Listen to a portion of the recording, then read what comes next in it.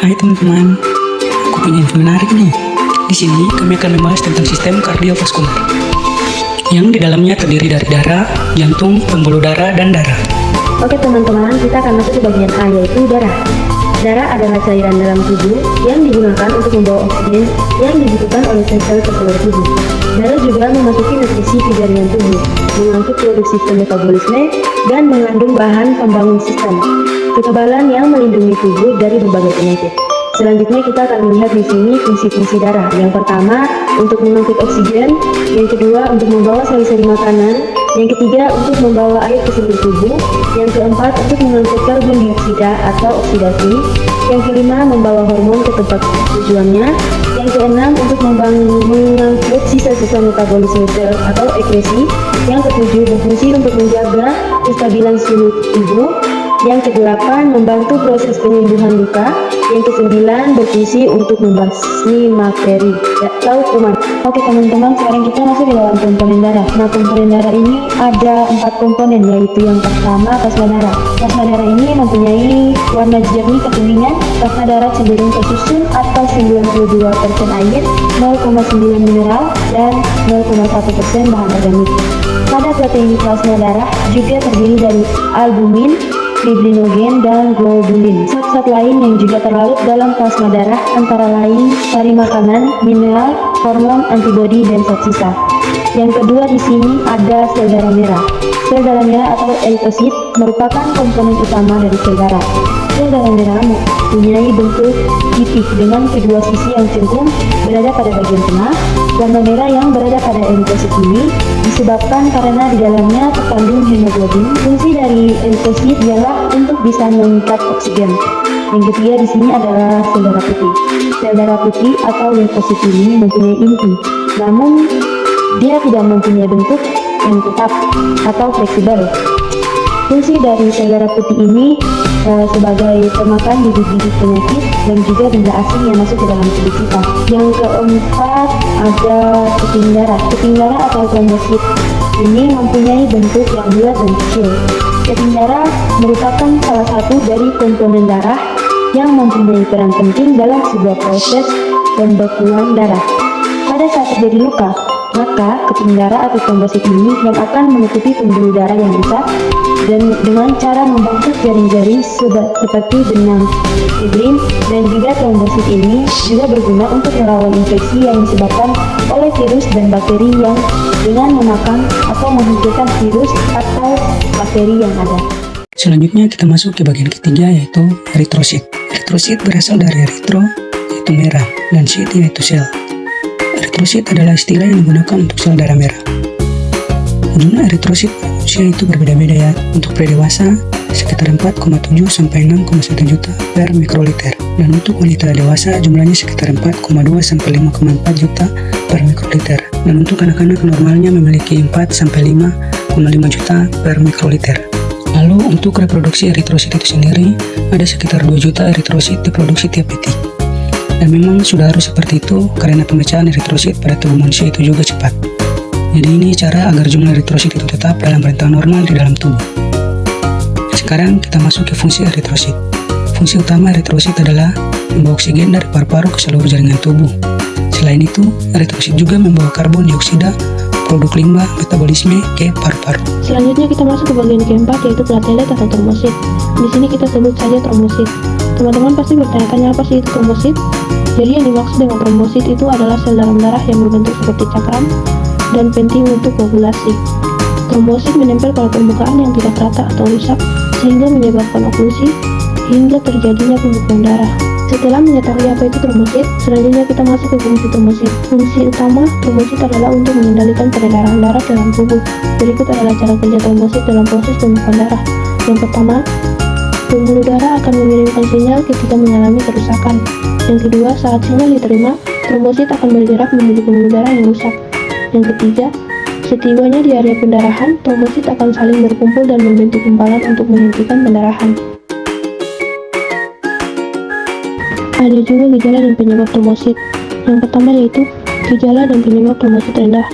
Anda dinyatakan memiliki jumlah trombosit rendah apabila jumlahnya kurang dari 150.000 per mikroliter darah. Kondisi ini disebut juga dengan trombositopenia. Gejala trombositopenia atau trombosit turun antara lain kulit mudah memar, mudah lelah, hingga gusi sering berdarah dan mimisan. Selanjutnya, gejala dan penyebab trombosit tinggi. Jumlah trombosit dikatakan terlalu tinggi jika lebih dari 450 per mililiter darah. Kondisi ini disebut sebagai trombositosis atau trombositemia. Trombosit tinggi menyebabkan tubuh dapat lebih mudah membentuk gumpalan darah secara abnormal dan berisiko menyebabkan serangan jantung dan stroke. Kita masuk ke pembahasan selanjutnya, yaitu leukosit. Leukosit adalah salah satu komponen dari darah yang memiliki fungsi untuk menjaga sistem imun atau sistem kekebalan tubuh manusia. Leukosit ini juga dikenal dengan sebutan sel darah putih karena wujudnya tidak berwarna karena tidak mendapatkan hemoglobin. Selanjutnya, fungsi leukosit. Fungsi utama dari leukosit adalah untuk membantu tubuh membentuk antibodi. Antibodi ini adalah yang kemudian bertugas untuk melawan infeksi dan penyakit akibat bakteri, virus, jamur, dan parasit yang menyerang tubuh. Sekarang kita masuk ke jenis-jenis leukosit. Jenis leukosit yang pertama yaitu basofil. Basofil adalah sel darah putih atau leukosit yang paling sedikit jumlahnya, yaitu 0,5 sampai 1% dari total leukosit yang ada. Ciri khasnya adalah berwarna biru dan banyak fakbol-fakbolnya. Fakbol ini berperan penting dalam reaksi inflamasi. Jadi ketika tubuh bekerja, basofil ini yang akan memproduksi vitamin yang muncul reaksi inflamasi. Basofil ini juga berperan penting dalam alergi, antibodi, IgG mediated.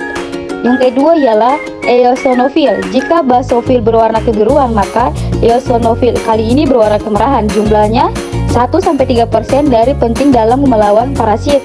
Bersama basofil akan berperan penting dalam menyangkut alergi dan asma. Yang ketiga adalah neutrofil. Neutrofil ini adalah sel darah yang paling banyak jumlahnya dalam tubuh, yaitu 50-70%. Ya, dia ialah fish reproder. Dia ada tipe yaitu batang dan segmen. Batang itu adalah yang muda yang baru berinfiltrasi. Semakin lama dia akan menjadi matur dan menjadi neutrofil segmen. Yang keempat yaitu limfosit. Teman-teman, jika neutrofil itu fit, maka limfosit adalah second reproder atau imunitas adaptif. Di sini limfosit berbeda dengan neutrofil karena neutrofil dia bisa melawan semua kuman dan bakteri, maka limfosit dia akan membuat sebuah macam respon sistem yang spesifik untuk mikroba yang menyerang, tapi dia memerlukan waktu untuk bisa memproses. Nah, jumlah limfosit itu sampai 20-40%, dan ada dua subtipe yaitu limfosit dan limfosit B. Dapat memproduksi antibodi, dia dapat melawan kuman cara menghancurkan sel sekaligus kumannya. Yang terakhir ialah monosit. Monosit ini adalah sel darah putih yang berukuran paling besar, jumlahnya 11-15% dari sel darah putih, dan dia memiliki ciri khas dapat berindiferensiasi menjadi makrofag. Jadi saat dia berada di dalam darah maka dia sudah monosit. Untuk itu dia masuk ke dalam jaringan, dia dapat berdiferensiasi menjadi mikrofag. Selanjutnya, pokok pembahasan yang akan kita bahas yaitu struktur jantung. Jantung terdiri dari 4 ruangan. 2 ruangan di atas disebut atrium atau serambi. 2 ruangan di bawah disebut ventricle atau bilik. Kalau kita lagi liatin gambar jantung, kanannya kita adalah kirinya gambar jantung, dan kirinya kita adalah kanannya gambar jantung. Berarti ini adalah atrium kiri dan ventricle kiri. Lalu sebelahnya atrium kanan dan ventricle kanan. Kata atrium artinya adalah ruang masuk. Berarti atrium adalah rongga pertama yang menerima darah dari tubuh kita. Darah dari atrium akan masuk ke ventricle, dan tugas ventricle adalah untuk memompa darah keluar dari jantung. Sisi kiri jantung akan menerima dan memompa darah kaya oksigen. Sisi kanan akan menerima dan memompa darah yang miskin oksigen. Yuk kita bahas tentang jantung. Kita belajar dari yang sederhana dulu ya. Darah yang berasal dari sirkulasi sistemik atau dari seluruh tubuh akan kembali ke jantung melalui atrium kanan, melewati katup trikuspid. Kemudian ke ventrikel kanan. Dari ventrikel kanan, darah dipompakan melewati katup pulmonal dan arteri pulmonal menuju paru untuk proses pertukaran gas di paru. Darah yang kaya oksigen akan dialirkan kembali ke jantung melalui vena pulmonal. menuju atrium kiri melewati katup mitral, kemudian ke ventrikal kiri. Dari ventrikal kiri, darah dipompakan ke aorta melewati katup aorta, untuk kemudian mengalirkan ke seluruh tubuh.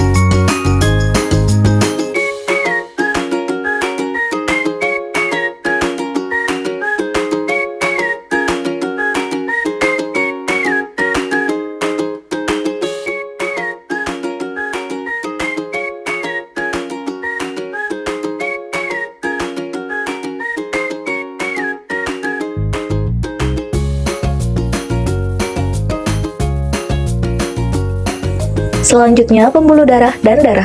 Yang pertama, pembuluh arteri. Arteri atau pembuluh nadi adalah pembuluh darah berdinding tebal yang membawa darah berisi oksigen dari jantung ke seluruh jaringan tubuh. Darah yang diangkut dalam pembuluh darah arteri adalah darah yang mengandung oksigen tinggi, kecuali pada pembuluh darah arteri di paru-paru. Denyut dari pembuluh darah arteri ini terasa, dan apabila terjadi luka, maka darahnya mengucur deras. Dilihat dari letaknya, pembuluh darah arteri terletak dalam tubuh atau tersembunyi. 2. Pembuluh vena. Pembuluh vena berfungsi mengalirkan darah masuk ke dalam jantung. Darah yang diangkut adalah darah yang mengandung oksigen rendah atau tingginya kelebihan oksigen, kecuali pembuluh vena yang asalnya dari paru-paru. Selanjutnya, pembuluh kapiler. Pembuluh kapiler merupakan cabang yang ada di ujung pembuluh arteri dan vena. Merupakan pembuluh yang kecil, halus bentuknya tipis juga berpori. Pembuluh kapiler menghubungkan pembuluh arteri dan vena ke sel-sel yang ada di tubuh. Asal pembuluh ini arterioles atau cabang pembuluh darah kecil arteri menuju ke venula, atau cabang kecil yang mengumpulkan darah dari organ-organ ke pembuluh vena. Dalam pembuluh kapiler ini ada pertukaran oksigen dan karbon dioksida, namun pembuluh darah kapiler banyak mengandung oksigen.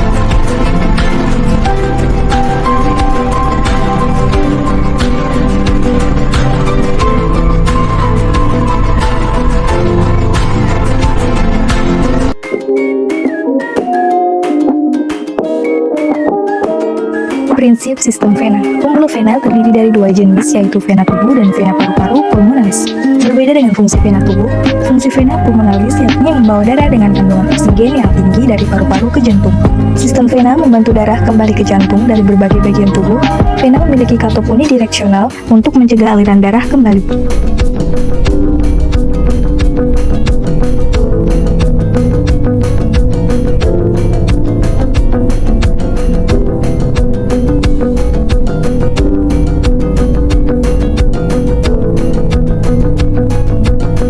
Tekanan darah merupakan kekuatan lateral pada dinding arteri oleh darah yang didorong dengan tekanan darah dari jantung, puncak dari jantung. Puncak dari tekanan maksimum saat ejeksi terjadi adalah tekanan darah sistolik dan pada saat ventrikal berrelaksasi.